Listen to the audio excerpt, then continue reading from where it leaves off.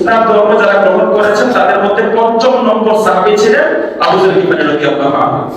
ইসলাম ধর্ম গ্রহণ করার পরে রাসূল সাল্লাল্লাহু আলাইহি ওয়াসাল্লামের নির্দেশে তিনি তার নিজ এলাকাতে চলে গিয়েছেন।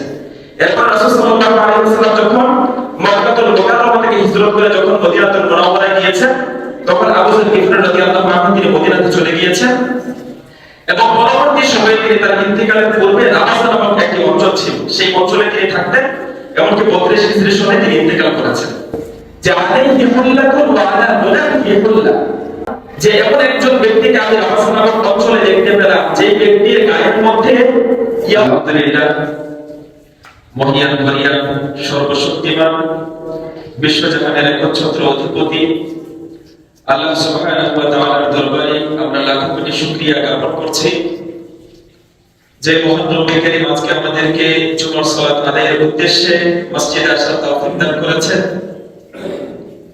এবং যার তৌফিক প্রাপ্তির মাধ্যমে আমরা সমস্ত ভালো কাজ করতে পারি, যার নির্দেশে সমস্ত ভালো কাজ পূর্ণতা লাভ করে এবং যিনি আমাদেরকে সঠিক পথের দিশা দিয়েছেন, তিনি যদি আমাদের পথের দিশা না দিতেন তাহলে আমরা কখনোই সঠিক পথে পরিচালিত হতে পারতাম না। এজন্য আমরা সকলে মহান রব্বুল কারীমের শানে ইলাহিতে কালিমাতুশ শুকরিয়া আদায় করছি, বলি আলহামদুলিল্লাহ।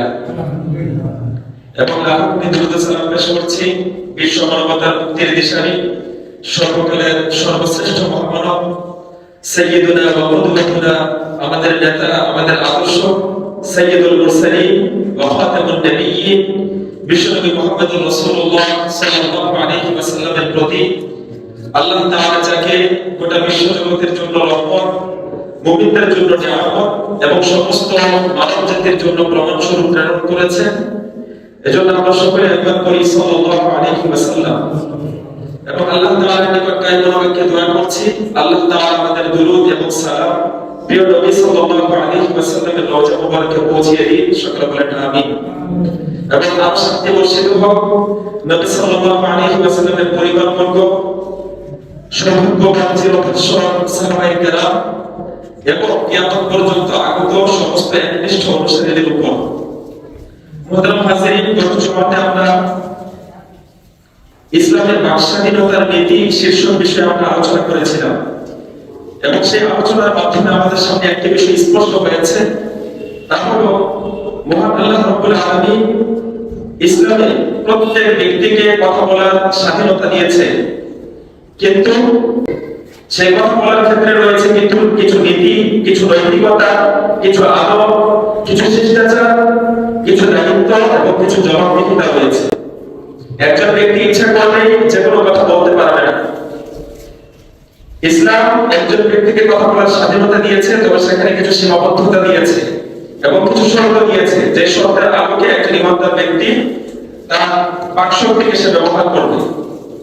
কারণ ছোট থেকে ছোট একটি কথাও, ছোট একটি বাক্য একজন ব্যক্তির হৃদয়কে জয় করে নিতে পারে এবং ছোট একটি কথার মাধ্যমে সমাজে বিশৃঙ্খলা তৈরি হতে পারে। এজন্য মহান গ্রন্থ আল কোরআনের বিভিন্ন জায়গাতে মহান আল্লাহ রাব্বুল আলামিন এই কথা বলার বিষয়টিতে অনেক গুরুত্ব দিয়েছেন এবং মহান গ্রন্থ আল কোরআনের বিভিন্ন জায়গাতে বিভিন্ন শব্দ এবং বিভিন্ন পরিভাষা ব্যবহার করার মাধ্যমে আমাদেরকে কথা বলার আদব, শিষ্টাচার শিক্ষা দিয়েছেন।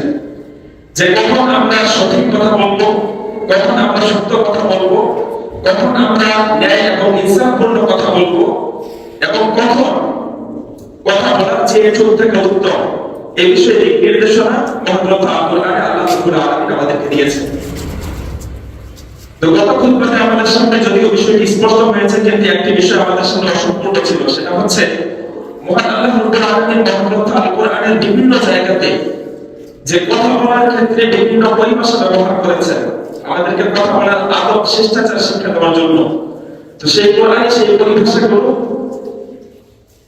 ইনশাআল্লাহ আজকে আমরা আপনাদের সামনে স্পষ্ট করার চেষ্টা করব। ইনশাআল্লাহ আজকের আলোচনার মধ্যে দিয়ে আমাদের সামনে স্পষ্ট হবে যে মহান গ্রন্থ আল কোরআন কিভাবে একজন ব্যক্তিকে তার বক্তব্য, তার উপস্থাপনা, তার সাধারণ কথা সবকিছুর ক্ষেত্রে কিভাবে করে সে শিষ্টাচার রক্ষা করে চলবে, সেই বিষয়টি ইনশাআল্লাহ আমাদের সামনে আজকে স্পষ্ট হবে।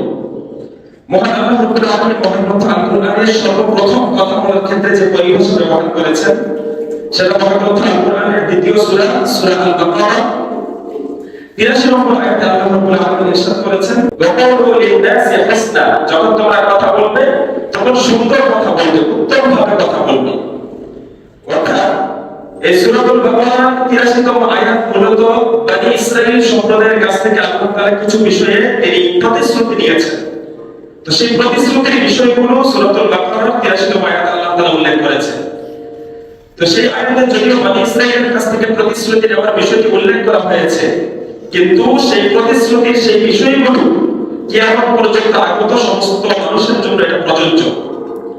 আল্লাহ রাব্বুল আলামিন তাদেরকে লক্ষ্য করে বলেছিলেন যে ওয়াকুলু লিন-নাসি হুসনা, যে তোমরা যখন কথা বলবে তখন উত্তম ভাবে কথা বলবে, সুন্দর কথা বলবে। একজন ইমানদার, একজন মুমিন, সে সুন্দর কথার অধিকারী।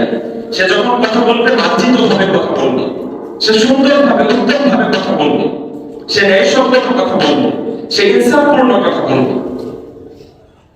রাসূল করিম সাল্লাল্লাহু আলাইহি ওয়াসাল্লামের সাহাবী আলী ইবনে আবি তালিব রাদিয়াল্লাহু আনহু থেকে একটা হাদিস বর্ণিত হয়েছে, যে হাদিসটি জামিউত তিরমিজিতে এসেছে। জামিউত তিরমিজির হাদিস নং 1984। আলী ইবনে আবি তালিব রাদিয়াল্লাহু আনহু তিনি বর্ণনা করছেন, রাসূল সাল্লাল্লাহু আলাইহি ওয়াসাল্লাম বলেছেন ইন্না ফিল জান্নাতি বারাকাত, যে জান্নাতের মধ্যে এমন কিছু আশা রয়েছে তোমরা বুতুনহা মিন বুতুনিহা ওয়া বুতুনহা মিন বুতুনিহা, জান্নাতের সেই প্রাসাদগুলো ভেতরে কোনো ব্যক্তি যদি অবস্থান করে তাহলে ভেতরে থেকে সে বাহিরের দৃশ্য অবলোকন করতে পারবে, আর বাহিরে কোনো ব্যক্তি যদি থাকে তাহলে জান্নাতের সেই প্রাসাদগুলোর ভিতরে কি হচ্ছে সেই ভেতরের দৃশ্য বাহির থেকে দেখা যাবে। সুবহানাল্লাহ। তামামা আরাবিয়্যুন, রাসূল সাল্লাল্লাহু আলাইহি ওয়াসাল্লাম এই কথা শোনার পরে একজন বেদুইন গ্রাম্য ব্যক্তি তিনি দাঁড়িয়ে গেলেন। দাঁড়িয়ে রাসূল সাল্লাল্লাহু আলাইহি ওয়াসাল্লামকে জিজ্ঞেস করলেন, জানতে চাইলেন যে লিমান হিয়া ইয়া রাসূলুল্লাহ, যে হে আল্লাহর রাসূল আপনি আমাদেরকে বলুন জান্নাতের যে প্রাসাদগুলো এমন অবস্থা হবে যে ভিতর থেকে বাহিরের দৃশ্য দেখা যাবে, বাহির থেকে ভিতরের দৃশ্য দেখা যাবে, সেই প্রাসাদগুলো আল্লাহ তাআলা কাদের জন্য প্রস্তুত করেছেন? তখন রাসূল সাল্লাল্লাহু আলাইহি ওয়াসাল্লাম বললেন যে মান আতাবাল কালাম, যে যারা কথা বলার ক্ষেত্রে উত্তম কথা বলে, যারা সুন্দরভাবে কথা বলে, আল্লাহ তাআলা তাদের জন্য জান্নাতের সেই প্রাসাদগুলো তৈরি করেছেন। রাসূল করিম সাল্লাল্লাহু আলাইহি ওয়াসাল্লামের সাহাবী আবু হুরায়রা রাদিয়াল্লাহু আনহু থেকে একটা হাদিস বর্ণিত হয়েছে। আবু হুরায়রা রাদিয়াল্লাহু আনহু হাদিসটি বর্ণনা করেছেন, হাদিস সহিহ বুখারীতে উল্লেখ হয়েছে, সহিহ বুখারীর হাদিস নং 6018। আবু হুরায়রা রাদিয়াল্লাহু আনহু তিনি বর্ণনা করছেন যে আল্লাহ নবী সাল্লাল্লাহু আলাইহি ওয়াসাল্লাম বলেন, যে রাসূল সাল্লাল্লাহু আলাইহি ওয়াসাল্লাম ইরশাদ করেছেন মান কানা ইউমিনু বিল্লাহি ওয়াল ইয়াউমিল আখির, যে ব্যক্তি আল্লাহর প্রতি বিশ্বাস করে এবং যে ব্যক্তি আখিরাতের দিবসে যে ব্যক্তি বিশ্বাস করে, ফালিয়াকুল খায়রান, সে যেন ন্যায়সঙ্গত কথা বলে, সে যেন উত্তম কথা বলে, সে যেন ভালো কথা বলে, সে যেন সুন্দর কথা বলে। আর ইয়াসু, আর যদি ভালো কথা সে যদি বলতে না পারে তাহলে তার জন্য করণীয় হচ্ছে সে যেন কথা বলা থেকে বিরত থাকে, সে যেন চুপ থাকে। তাহলে রাসূল সাল্লাল্লাহু আলাইহি ওয়াসাল্লাম এই হাদিসের মধ্যে উত্তম কথা, সুন্দর কথাকে ঈমানের আলামত হিসেবে আখ্যায়িত করেছেন। যে একজন ব্যক্তি সে মুমিন, এটার পরিচয় হচ্ছে সে কখনো খারাপ কথা বলবে না, সে অসঙ্গত কোনো কথা বলবে না, যেই কথার কারণে মানুষের মধ্যে ফাসাদ সৃষ্টি হয়, সমাজের মধ্যে অশান্তি তৈরি হয় এবং ব্যক্তিদের মধ্যে সম্পর্ক নষ্ট হয়, এমন কথা একজন ইমানদার কখনো বলতে পারে। ইমানদার যত কথা বলবে, কল্যাণ করে কথা বলবে, অন্যথায় একজন ইমানদার চুপ থাকবে। এটা হচ্ছে একজন ব্যক্তির ইমানদারের নিজস্ব আলাদা, যে একজন ইমানদার যত কথা বলবে আল্লাহুল হাসানকে সে তার নিজের জীবনে বাস্তবায়ন করবে। একজন ইমানদার যখন কথা বলবে সুন্দর কথা বলবে, সত্য কথা বলবে, সঠিক কথা বলবে, ইনসাফপূর্ণ ন্যায়সঙ্গত কথা বলবে। মুআজ্জাজ হাজিরিন, এই আল-কাউলুল হাসান, সুন্দর কথা, মার্জিত ভাষা, এটা রাসূল সাল্লাল্লাহু আলাইহি ওয়াসাল্লামের অন্যতম একটা সিফাত ছিল। আল-কাউলুল হাসান হিয়া সিফাতুন মিন সিফাতিল আম্বিয়া, যত আম্বিয়া আলাইহিস সালামকে আল্লাহ তাআলা পৃথিবীতে পাঠিয়েছেন তাদেরকে আল্লাহ তাআলা, তাদের প্রতি আল্লাহ তাআলার একটা নির্দেশ ছিল যে তারা যত কথা বলবে ভালো কথা বলবে, উত্তম কথা বলবে।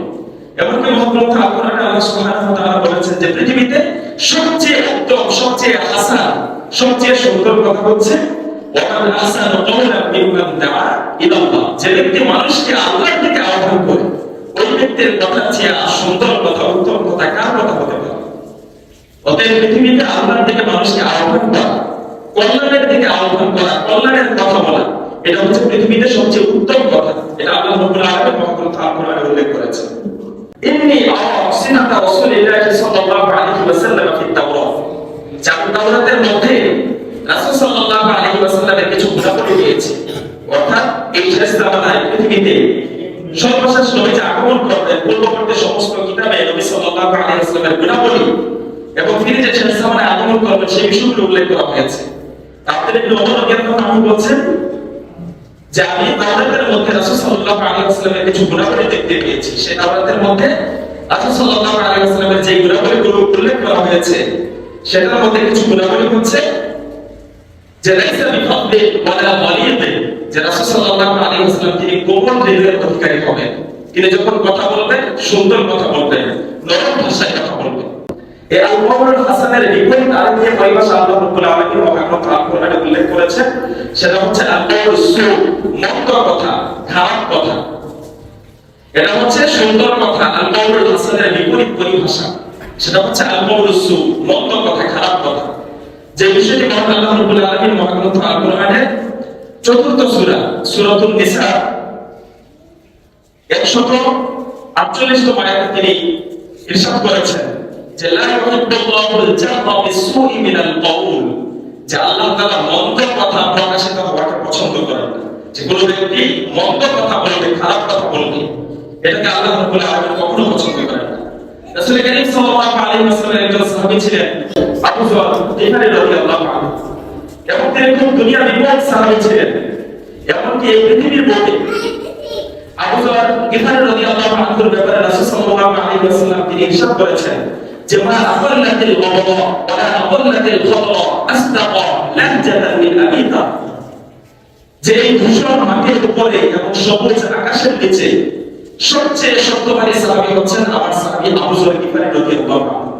তার সত্যবাদিতার ব্যাপারে রাসূল সাল্লাল্লাহু আলাইহি ওয়াসাল্লাম তার সত্যবাদিতা তিনি সনদ দিয়েছেন যে মা আকাল্লাতিল গাদা ওয়া আকাল্লাতিল খাদরা আসতাqa লাহজাতান মিন আবিতা, যে এই পৃথিবীর বুকে মাটির উপরে এবং সবুজ আকাশের নিচে এই পৃথিবীতে সবচেয়ে সত্যবাদী ব্যক্তি হচ্ছেন আমার সাহাবী আবু যর গিফারী রাদিয়াল্লাহু আনহু। তিনি ছিলেন আস-সাবিকুন আল-আউয়ালুন, যে সকল সাহাবায়ে কেরাম ছিলেন, অর্থাৎ ইসলামের প্রাথমিক যুগে সর্বপ্রথমে সর্বাগ্রে যারা ইসলাম ধর্ম গ্রহণ করেছিলেন তাদের মধ্যে অন্যতম একজন ছিলেন আবু যর গিফারী রাদিয়াল্লাহু আনহু।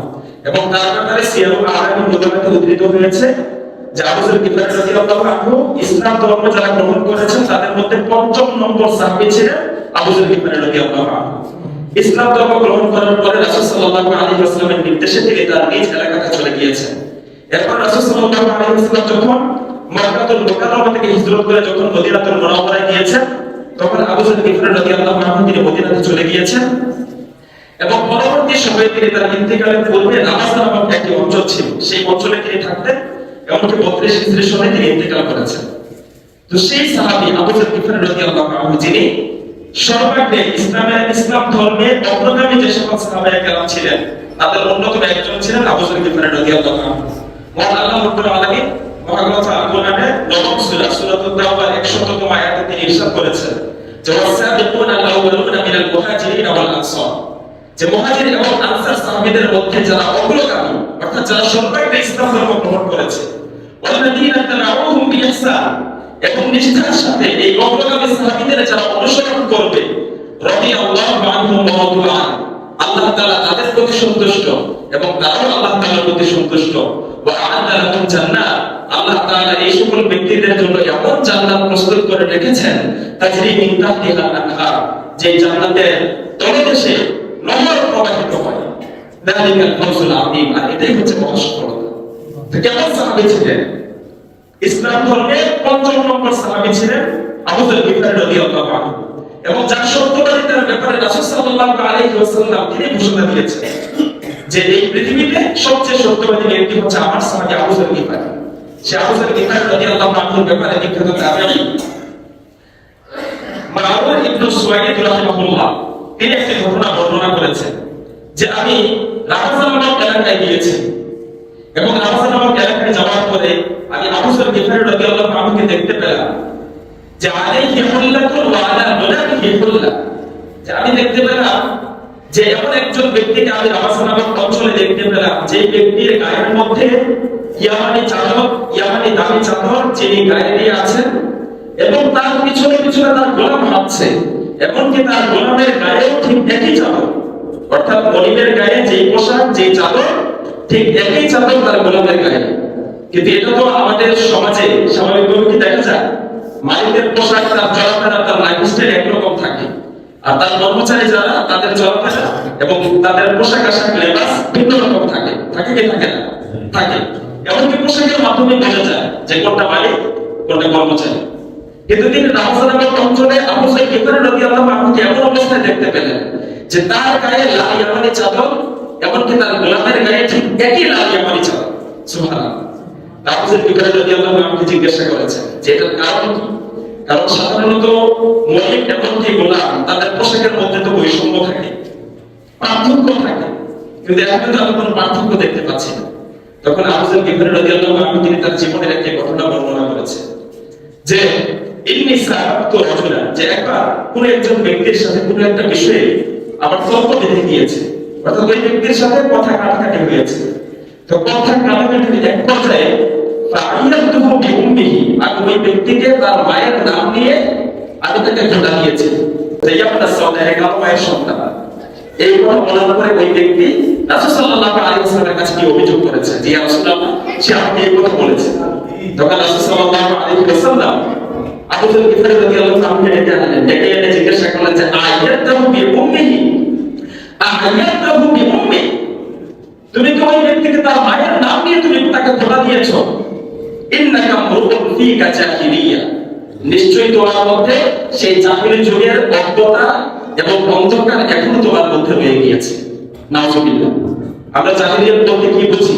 যে এমন একটা যুগ, যে যুগের মধ্যে কোন ব্যক্তি নিরাপদ ছিল না, কোন নারী রাস্তায় বের হলে তার ইজ্জত আবরুর কোন নিরাপত্তা ছিল না।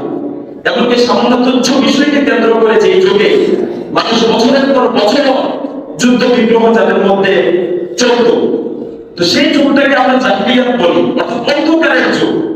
আবু সাঈদ গিফারী রাদিয়াল্লাহু আনহু কথা কাটাকাটির এক পর্যায়ে শুধুমাত্র একজন ব্যক্তিকে তার মায়ের নাম নিয়ে খোঁটা দিয়েছেন যে ইয়া ইবনাস সাউদা, হে কালো মায়ের সন্তান। এটার কারণে রাসূল সাল্লাল্লাহু আলাইহি ওয়াসাল্লাম আবু সাঈদ গিফারী রাদিয়াল্লাহু আনহুকে তিরস্কার করে কি বললেন যে ইন্নাকা মুরুন ফিকা জাহিলিয়া, যে তোমার মধ্যে সেই জাহিলি যুগের সেই অজ্ঞতা এখন তোমার মধ্যে রয়ে গিয়েছে। এই তখন আবু সাঈদ গিফারী রাদিয়াল্লাহু আনহু তিনি আক্ষেপ করে বলেছিলেন যে আলা হাদিস সাআতি বিল আকবারিস সিন, যে আমি বৃদ্ধ হয়ে গিয়েছি এই বয়সে রাসূল সাল্লাল্লাহু আলাইহি ওয়াসাল্লাম আমার ব্যাপারে এই কথা বলেছেন যে আমার মধ্যে সেই জাহিলিয়াতের অজ্ঞতা এখন রয়ে গিয়েছে। মুহতারাম হাজিরিন, এই কথাটা বলার উদ্দেশ্য হচ্ছে আমরা যখন অপর ইমানদার ভাইয়ের সাথে যখন কথা বলি, অথবা কোনো লেনদেনের ক্ষেত্রে, অথবা যে কোনো কথাবার্তার ক্ষেত্রে, আমাদের স্বাভাবিকভাবে সমাজে চলতে গেলে বিভিন্ন সময় রাগবশত আমরা অপর ইমানদার ভাইকে কথা বলি, কিন্তু কথা বলার ক্ষেত্রে আমরা চিন্তাও করি না যে আমি আমার ভাইকে কি বলছি। এমন হয়তো হয় না, হিতাহিত জ্ঞান শূন্য হয়ে আমরা এমন সব কথা বলে ফেলি যে কথাগুলো রাসূল সাল্লাল্লাহু আলাইহি ওয়াসাল্লামের সাহাবীর এই ঘটনার সাথে যদি আমরা তুলনা করি, তাহলে সেই জাহিলিয়াতের সেই অজ্ঞতা কি আমাদের সমাজে কি নেই? ওই সাহাবী যে কথাটা বলেছেন সেটা কি আমাদের সমাজের দৃষ্টিকোণ থেকে কি সেটা কি কোনো গালি? বলেছেন হে কালো মায়ের সন্তান, বাস্তবে ওই ব্যক্তির মা কালো ছিল। শুধু এই কথা বলে খোঁটা দেওয়ার কারণে রাসূল সাল্লাল্লাহু আলাইহি ওয়াসাল্লাম ওই সাহাবীকে তিরস্কার করে বললেন যে তোমার মধ্যে সেই জাহিলিয়াতের অজ্ঞতা হয়ে গিয়েছে। আমরা অপর ইমানদার ভাইয়ের ব্যাপারে কত কথা বলে ফেলি, এমন সব বাক্য বলে ফেলি। এই কারণে রাসূল সাল্লাল্লাহু আলাইহি ওয়াসাল্লাম বলেছেন যে একজন ইমানদার অনেক সময় এমন কথা বের ফেলে মায়া তাবাইয়ানু লাহু, অর্থাৎ নিজের অজান্তে এমন সব কথা বের ফেলে যে যেই কথার কারণে তার স্থান জাহান্নামের অগলে নিক্ষিপ্ত হয়, অর্থাৎ তার স্থান জাহান্নামে হয়ে যায়। অর্থাৎ একজন ইমানদার অনেক সময় তার অপর ইমানদার ভাইকে হিতাহিত জ্ঞান শূন্য হয়ে অথবা চিন্তা ভাবনা ছাড়া নিজের অজান্তে এমন কথা বলে ফেলে যে কথার কারণে তার স্থান হয় কোথায়?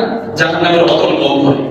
এজন্য একজন ইমানদার যখনই কথা বলবে আমাদেরকে সাবধানতা অবলম্বন করতে হবে যে মুখ দিয়ে যা আসে একজন ইমানদার কি তাই বলতে পারে?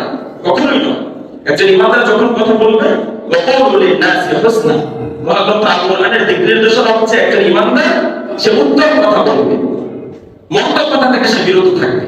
মোহতারাম হাজিরিন, তৃতীয় পরিভাষা মহাগ্রন্থ আল কোরআনে মহান আল্লাহ রাব্বুল আলামিন তিনি উল্লেখ করেছেন, সেটা হচ্ছে আল কাউলুল আদল, ন্যায়সঙ্গত কথা।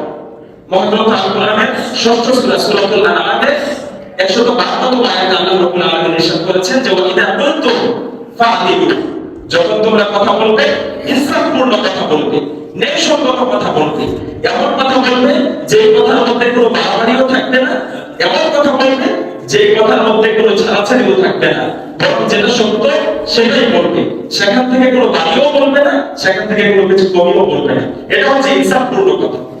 এই কারণে আল্লাহ রাব্বুল আলামিন আমাদেরকে নির্দেশ দিয়েছেন ওয়াইদা কুনতুম ফাআদিলু, যখন কথা বলবে ন্যায়সঙ্গত কথা বলবে, যখন কথা বলবে ইনসাফপূর্ণ কথা বলবে। এই ইনসাফপূর্ণ কথার বিপরীত আরেকটি পরিভাষা আল্লাহ রাব্বুল আলামিন মহাগ্রন্থ আল কোরআনে উল্লেখ করেছেন, সেটা হচ্ছে কাউলুজ জুর, সেটা হচ্ছে মিথ্যা কথা। যে বিষয়টি মহান আল্লাহ রাব্বুল আলামিন কোরআনুল কারীমের 22 নম্বর সূরা সূরাতুল হজ্জের 30 নম্বর আয়াতে উল্লেখ করেছেন যে ওয়াজতানিবু কাউলাজ জুর, তোমরা মিথ্যা কথা থেকে বিরত থাকো। মিথ্যা কথা হচ্ছে এমন কথা, সত্য কথার সাথে আপনি কোনো কিছু বাড়িয়ে বললে সেটাও মিথ্যা কথা অন্তর্ভুক্ত, আবার সেখান থেকে কোনো কিছু কমিয়েও যদি বলেন, বাড়াবাড়িও যদি করা হয়, ছাড়াছাড়িও যদি করা হয়, তাহলে সেটাই মিথ্যা কথার অন্তর্ভুক্ত। যেটা আছে সেটাই বলা, সেটা হচ্ছে ইনসাফপূর্ণ কথা, সেটা হচ্ছে সঠিক কথা। কিন্তু এর চেয়ে কোনো কিছু বাড়িয়ে কমিয়ে সেটাকে পরিবর্তন করে বলা, সেটা হচ্ছে মিথ্যা কথার অন্তর্ভুক্ত। আল্লাহ তাআলা আমাদেরকে মিথ্যা কথা থেকে বেঁচে থাকার তৌফিক দান করুন, সকলে বলেন আমিন। রাসূল কারীম সাল্লাল্লাহু আলাইহি ওয়াসাল্লাম বলেছেন যে তোমরা মিথ্যা কথা বেঁচে থাকো, তোমরা ইয়াকুম ওয়াল কাযিব, তোমরা মিথ্যা কথা থেকে বিরত থাকো। সহিহ বুখারী এবং সহিহ মুসলিমের হাদিস। রাসূল সাল্লাল্লাহু আলাইহি ওয়াসাল্লাম বলেছেন যে ইয়াকুম ওয়াল কাযিব ফাইনাল কাযিবা ইয়াহদি ইলাল ফুজুর, তোমরা মিথ্যা কথা থেকে বিরত থাকো, কারণ মিথ্যা কথা এটা মানুষকে অসংখ্য পাপের দিকে ধাবিত করে। ওয়া ইন্নাল ফুজুর ইয়াহদি ইলান নার, আর অসংখ্য পাপ মানুষকে নিয়ে যায় কোথায়? জাহান্নামের রাস্তায়, জাহান্নামের দূরদূরায় পৌঁছে দেয়। এজন্য মিথ্যা কথা থেকে আমাদেরকে বিরত থাকতে হবে। আল্লাহ তাআলা আমাদেরকে তৌফিক দান করুন, সকলে বলেন আমিন। পঞ্চম পরিভাষা মহান আল্লাহ রাব্বুল আলামিন কথা বলার শিষ্টাচার শেখানোর ক্ষেত্রে পঞ্চম পরিভাষা আল্লাহ তাআলা কোরআনে ব্যবহার করেছেন, সেটা হচ্ছে আল কাউলুস সাদীদ। মহান আল্লাহ রাব্বুল আলামিন বলেছেন ইয়া আইয়ুহাল্লাযীনা আমানু তাকুল্লাহ ওয়া কুলু কাওলান সাদীদা, এই ইমানদারগণ তোমরা আল্লাহকে ভয় করো এবং তোমরা সঠিক কথা বলো। সঠিক কথা হচ্ছে ন্যায় এবং ইনসাফপূর্ণ কথা, যেটা সঠিক, যেটা সত্য, সেটা বলতে কি কোনো ভয় আছে? কোনো ভয় নেই। একজন ইমানদার তার বৈশিষ্ট্য হবে সত্য কথা, সঠিক কথা বলা, যেটা বলবে সেটার ক্ষেত্রে সে কাউকে ভয় করবে না, একমাত্র ভয় করবে কাকে? আল্লাহকে। কারণ রাসূলুল্লাহ সাল্লাল্লাহু আলাইহি ওয়াসাল্লাম বলেছেন ওয়ালাউ ইজতামাআতিল উম্মাতু আলা আন ইয়ানফাউকা বিশাইইন লাম ইয়ানফাউকা ইল্লা বিশাইইন ক্বাদ কাতাবাহু আল্লাহু লাক, যে পৃথিবীর সমস্ত মানুষ মিলে যদি আপনার কোনো উপকার করতে চায় আর আল্লাহ তাআলা যদি আপনাকে উপকার না করতে চান, পৃথিবীর সমস্ত মানুষ মিলে আপনাকে কোনো উপকার পৌঁছাতে পারবে না, আপনাকে কোনো উপকার দিতে পারবে না। আর ওয়ালাউ ইজতামাআতিল উম্মাতু আলা আন ইয়াদুররুকা বিশাইইন লাম ইয়াদুররুকা ইল্লা বিশাইইন ক্বাদ কাতাবাহু আল্লাহু আলাইহি, আর আল্লাহ তাআলা যদি আপনাকে উপকার করতে চান, পৃথিবীর সমস্ত মানুষ যদি আপনাকে ক্ষতিগ্রস্ত করতে চান, কেউ কি বিন্দুমাত্র আপনার ক্ষতি করতে পারবে না, কারণ আল্লাহ যেটা চান সেটাই করবে। এজন্য সত্য বলার ক্ষেত্রে, সঠিক কথা বলার ক্ষেত্রে আমরা শুধুমাত্র একজনকে ভয় করবো, তিনি কে? এছাড়া পৃথিবীর কাউকে ভয় করা যাবে না। এই কারণে আল্লাহ রাব্বুল আলামিন তিনি বলেছেন ইয়া আইয়ুহাল্লাযীনা আমানু তাকুল্লাহ ওয়া কুলু কাওলান সাদীদা, হে ইমানদারগণ তোমরা যখন কথা বলবে তখন তোমরা সঠিক কথা বলবে। এরপরে আল্লাহ রাব্বুল আলামিন মহাগ্রন্থ আল কোরআনে আরেকটি পরিভাষা ব্যবহার করেছেন কথা শিষ্টাচার শিক্ষা দেওয়ার ক্ষেত্রে, সেটা হচ্ছে আল কাউলুল লাইয়িন, নরম কথা, নমনীয় কথা। অর্থাৎ যখন কথা বলতে একজন ইমানদার ব্যক্তি তার কথার মধ্যে নমনীয়তার ভাব থাকবে। এমনকি মহাগ্রন্থ আল কোরআনের 20 নম্বর সূরা সূরা তাহা 44 নম্বর আয়াত আল্লাহ রাব্বুল আলামিন মুসা আলাইহিস সালাম এবং হারুন আলাইহিস সালাম এই দুইজন নবীকে যখন উদ্যত জালেম শাসক ফিরাউনের কাছে যখন প্রেরণ করেছিলেন দ্বীনের দাওয়াত তার কাছে পৌঁছানোর জন্য, তখন এই দুইজন নবীকে আল্লাহ তাআলা নির্দেশ দিয়েছেন যে ফাকুলা লাহু কাওলান লাইয়িনা, যে তোমরা যখন তাকে যখন আমার একত্ববাদের দিকে যখন দাওয়াত দিবে তখন তোমরা নরম ভাষায় তাকে কথা বলবে। এজন্য হাজ্জাজ বিন ইউসুফ, সে তো জালেম শাসক ছিল, এমনকি হাজ্জাজ বিন ইউসুফের তরবারির নিচে অনেক সাহাবী, অনেক তাবী নিহত হয়েছে। তো হাজ্জাজ বিন ইউসুফ একদিন জুমার খুতবা দিচ্ছিল, এমনকি জুমার খুতবা এতটাই দীর্ঘায়িত হয়েছে যে জুমার নির্ধারিত যে সময়, সেই সময় অতিবাহিত হতে যাচ্ছে। তো তো এই কারণে একজন ব্যক্তি তিনি দাঁড়িয়ে গিয়েছেন, তিনি দাঁড়িয়ে বলেন যে হাজ্জাজ ইন্নাল ওয়াক্তা লা ইয়ান্তাযিরু, যে সময় তো তোমার জন্য থেমে থাকবে না, সময় তো চলে যাচ্ছে, সময় তো তোমার জন্য বসে থাকবে না, তোমার সময় তো শেষ হতে চললো, তুমি খুতবা শেষ করো, তাড়াতাড়ি সালাত করতে হবে। ওই কথার এক পর্যায়ে তিনি তাকে একটা কোনো শব্দ এই ক্ষেত্রে কথা বলার ক্ষেত্রে ব্যবহার করেছেন। ওই সময় হাজ্জাজ বিন ইউসুফ সে বলেছিল, সেই কথার মধ্যে আমাদের জন্য অনেক বড় শিক্ষার উপকরণ আছে। হাজ্জাজ বিন ইউসুফ বলেছিল যে লাইসা আনা মা আনা বিআশাক্কা মিন ফিরআউন ওয়া মা আনতুম বিআফদালা মিন মূসা, যে তুমি যে জুমার খুতবা তাড়াতাড়ি করে শেষ করার জন্য আমাকে উপদেশ দিচ্ছ, উপদেশ দানকারী হিসেবে তুমি তো মুসা আলাইহিস সালামের চাইতে অধিক শ্রেষ্ঠ নও, আর তুমি যে আমাকে উপদেশ প্রদান করছো, তো উপদেশ যাকে প্রদান করা হচ্ছে সেই দৃষ্টিকোণ থেকে আমি তো ফেরাউনের চাইতে অধিক নিকৃষ্ট নই। অতএব সে উদ্ধত জালিম ফেরাউনের ক্ষেত্রে মুসা আলাইহিস সালামকে যদি আল্লাহ তাআলা নির্দেশ দিয়ে থাকেন যে ফাকুলা লাহু কাওলান লাইয়িনা, যে তাকে নরম ভাষায় দাওয়াত দেন, তাহলে তুমি যে আমাকে কোনো শব্দ ব্যবহার করে বললে যে জুমার খুতবা তাড়াতাড়ি শেষ করার জন্য, তাহলে এটা কি তোমার জন্য ঠিক হয়েছে? এই কারণে একজন ইমানদার যখন কথা বলবে নরম ভাষায় কথা বলবে। এমনকি মহাগ্রন্থ আল কোরআনে আল্লাহ রাব্বুল আলামিন আরেকটা শব্দ ব্যবহার করেছেন, সেটা হচ্ছে আল কাউলুল কারীম। মহাগ্রন্থ আল কোরআনের 17 নম্বর সূরা সূরা বনী ইসরাঈল আল্লাহ তাআলা উল্লেখ করেছেন যে ওয়াকুল লাহুমা কাওলান কারীমা, পিতামাতার সাথে সদাচরণের জন্য সন্তানদেরকে যে নির্দেশ দেওয়া হয়েছে, সেক্ষেত্রে আল্লাহ তাআলা বলেছেন ওয়াকুল লাহুমা কাওলান কারীমা, পিতামাতার সাথে যখন কথা বলবে তখন সম্মানজনকভাবে কথা বলবে।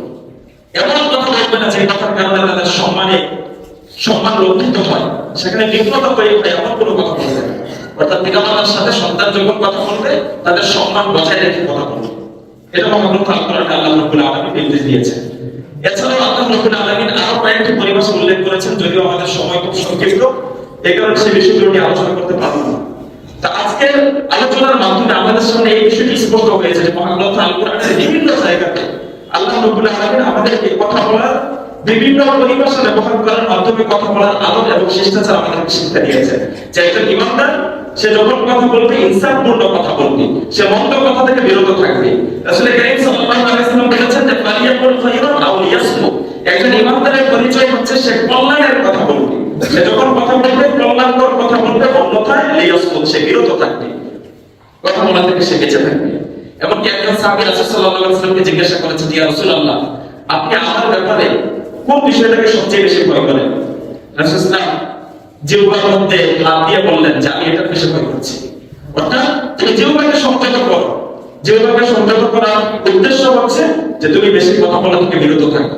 মানসুমাতা নাচা, রাসূল সাল্লাল্লাহু আলাইহি ওয়াসাল্লাম অন্য এক হাদিসে বলেছেন যে ব্যক্তি চুপ থাকে সেই নিরাপত্তা লাভ করে। কারণ কথা বলার মাধ্যমে কিন্তু মানুষ বিপদের মধ্যে পড়ে। এমন সময় এমন অনেক কথা বলে ফেলে যে কথার কারণে যাকে আমি কথাটা বললাম সে আমার কথাটা ভালোভাবে নেয়নি এবং এটার কারণে ঝগড়া ফাসাদ সৃষ্টি হয়।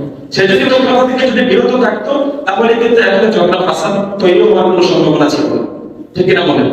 এই কারণে বেশি বেশি রাসূল সাল্লাল্লাহু আলাইহি ওয়াসাল্লাম দাইমা শান্তি, রাসূল সাল্লাল্লাহু আলাইহি ওয়াসাল্লামের শামাইলে তিরমিজি, রাসূল সাল্লাল্লাহু আলাইহি ওয়াসাল্লামের জীবন চরিত্র নিয়ে এবং তার শারীরিক অবয়ব নিয়ে যে হাদিসগুলোর মধ্যে আলোচনা করা হয়েছে, সেখানে কয়েকটি হাদিসের মধ্যে উল্লেখিত হয়েছে যে রাসূল সাল্লাল্লাহু আলাইহি ওয়াসাল্লাম দীর্ঘ সময় তিনি চুপ থাকতেন, কথা কম বলতেন। রাসূল সাল্লাল্লাহু আলাইহি ওয়াসাল্লাম কথা একেবারে কম বলতেন, মেপে মেপে কথা বলতেন। এমনকি যেই কথাটাই বলতেন সেই কথাটা অর্থপূর্ণ কথা বলতেন, ন্যায়সঙ্গত কথা বলতেন, অনর্থক কোনো কথা বলতেন না। পৃথিবীতে আমরা যে কথাগুলো বলি এগুলোর মধ্যে অনেক কথা আছে পুরোটাই বললাম তো, আবার কিছু কথা আছে পুরোটাই অকল্যাণ, আবার কিছু কথা আছে কিছু কল্যাণ, কিছু অকল্যাণ, আবার কিছু কথা আছে ইহকালীন জীবনেও যেটার কোনো লাভ নেই, পরকালীন জীবনেও যেটার কোনো লাভ নেই, যেটা আমাদের চায়ের দোকানে বসে বেশি বেশি বলা হয়, ঠিক না বলেন? দুনিয়ার জীবনেও কোনো কাজে আসবে না, আখিরাতের জীবনেও আমার কোনো কাজে আসবে না। এমনকি গীবত শেখায়তের মাধ্যমে অপর ব্যক্তির গুনাহগুলো আমার আমলনামায় চলে আসছে। এই কাজগুলো আমি চায়ের দোকানের মধ্যে বসে বসে আমার বুঝে আসে। একজন ইমানদার ব্যক্তি তার হায়াতের দিন ফুরিয়ে যাচ্ছে, সে কিভাবে করে তার সময়গুলো অযথা কথাবার্তা বলে, অনর্থক কথাবার্তা বলে অযথা সময়গুলো নষ্ট করে দিচ্ছে ঘন্টার পর ঘন্টা, আমার বুঝে আসে। আল্লাহ তাআলা আমাদেরকে এই সমস্ত বদ্ধ কাজ থেকে বিরত থাকার তৌফিক দান করুন, সকলে বলেন আমিন। মোহতারাম হাজরিন, আপনারা জানেন আজকে 12 ডিসেম্বর, 16 ডিসেম্বর আমাদের মহান বিজয় দিবস। তো বিজয় দিবসে আমরা প্রায় সময় এমন অনেক কর্মসূচি দেখতে পাই যে এই কর্মসূচিকে ইসলাম কখনো সমর্থন করে না। মহাগ্রন্থ আল কোরআনে আল্লাহ রাব্বুল আলামিন আমাদেরকে বিজয় দিবসের কর্মসূচি আমাদেরকে জানিয়ে দিয়েছে যে বিজয় দিবসে একজন ইমানদারের কর্মসূচি কি হবে। একজন ইমানদারের বিজয় দিবসে সর্বপ্রথম তার এই বিশ্বাস স্থাপন করতে হবে যে এই বিজয় আমরা অর্জন করতে পারিনি, বরং আমাদেরকে দণ্ডায় পার হতে হবে।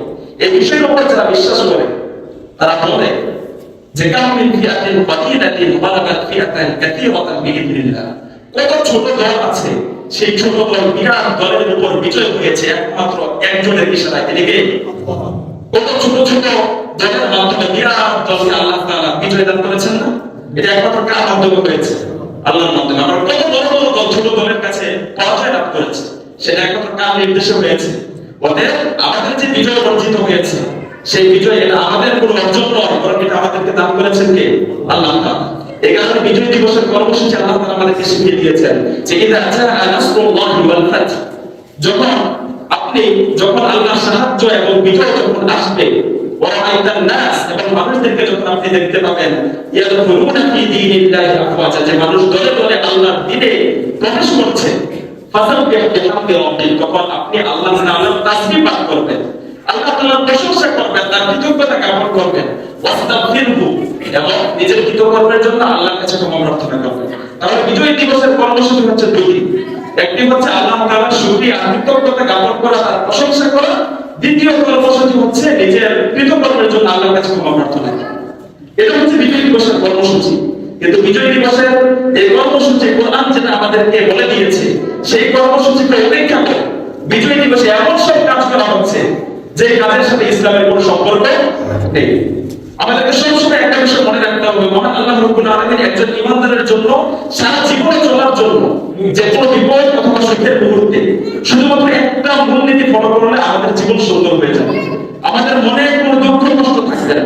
আল্লাহ তাআলা বলেছেন যে লিকাইনা তাসমাউ আম্মা আসাবা মিন মুসিবাতিন ফিল আরদ ওয়ালা ফি আনফুসিকুম ইল্লা ফি কিতাবিন মিন ক্বাবলি আন নাবরাহা, যে একজন ইমানদারের জীবনে যত দুঃখ কষ্ট, একজন ইমানদারের জীবনে যে বিজয় পরাজয় যা কিছু আসে, সবকিছুকে আল্লাহ তাআলা ইতিপূর্ব থেকে কি করেছেন? লিপিবদ্ধ করে রেখেছেন। এটা কি জন্য আগে থেকে লিপিবদ্ধ করে রেখেছেন? সেটার কারণ আল্লাহ তাআলা বলেছেন যে লিকাইনা তাসমাউ আলা মা ফাতাকুম, যাতে করে তোমরা যা কিছু হারিয়ে ফেলো, তোমরা যদি বিজয় লাভ না করো, যদি পরাজয় লাভ করো, এটার কারণে যাতে করে তোমরা দুঃখিত না হও। ওয়া তাফরাহু বিমা আতাকুম, আর যদি আল্লাহ তাআলা তোমাদেরকে বিজয় দান করে, তোমরা যদি কোনো কিছু অর্জন করতে পারো, সেই অর্জনের আনন্দে তোমরা যত বেশি উৎফুল্ল হয়ে যাতে করে আল্লাহর অবাধ্যতা যাতে করে লিপ্ত না। তার মানে হচ্ছে যে বিজয়ের সময় বেশি উল্লসিত হওয়া যাবে না, আবার পরাজয়ের সময় বেশি দুঃখিত হওয়া যাবে না। মনে করতে হবে যে এটা আল্লাহ তাআলা আমার জন্য নির্ধারণ করে রেখেছিলেন, এটাই হওয়া ছিল। এটা আমাদেরকে মনে রাখতে হবে। আমরা যদি শুধুমাত্র এই মূলনীতিটা মনে রাখতে পারি যে সবকিছু আল্লাহ তাআলা পূর্ব থেকে আমার জন্য নির্ধারণ করে রেখেছেন, আমার কাজ ছিল চেষ্টা করা, আমি চেষ্টা করেছি, অতএব এটাতে সফলতা ব্যর্থতা যা কিছু দেওয়া এটার একমাত্র অধিকার রাখেন কে? আল্লাহ তাআলা। আস্তাগফিরু মিন্নি ওয়াল ইকরাহু মিনাল্লাহ, আমাদের কাজ হচ্ছে চেষ্টা করে যাওয়া, আর সেখানে পরিপূর্ণতা সফলতা দেওয়া একমাত্র ক্ষমতা রাখেন কে? আল্লাহ তাআলা। শুধুমাত্র এই মূলনীতিটা যদি আমরা সারা জীবনে যদি সব সময় যদি মনে রাখি, সেটা দুঃখের সময় হোক অথবা সুখের সময় হোক, এই মূলনীতিটা ফলো করলে অথবা এটাকে মনে রাখলে আমাদের জীবন অনেক সুখময় হয়ে যাবে। যে যা কিছু ছিল এটা আল্লাহ তাআলার পক্ষ থেকে নির্ধারণ ছিল, আমার চেষ্টা আমি করেছি, অতএব এখানে ব্যর্থতা বলতে কোনো কিছু নেই। একজন ইমানদারের জীবনে সুখ দুঃখ সবকিছুই ইবাদত। যদি সুখের মুহূর্তে সে যদি আল্লাহ তাআলার কৃতজ্ঞতা জ্ঞাপন করে, আর বিপদের সময় সে যদি ধৈর্য ধারণ করে, তাহলে সুখ দুঃখ সবকিছু একজন ইমানদারের জন্য কল্যাণকর হবে। আল্লাহ তাআলা আমাদেরকে যে কথাগুলো বললেন সেই কথাগুলোর উপর আমল করার তৌফিক দান করুন। আমিন সুম্মা আমিন। নাসরুম মিনাল্লাহি ওয়া ফাতহুন করিব ওয়া মা আলাইনা ইল্লাল বালাগ। আসসালামু আলাইকুম ওয়া রাহমাতুল্লাহি ওয়া বারাকাতুহু।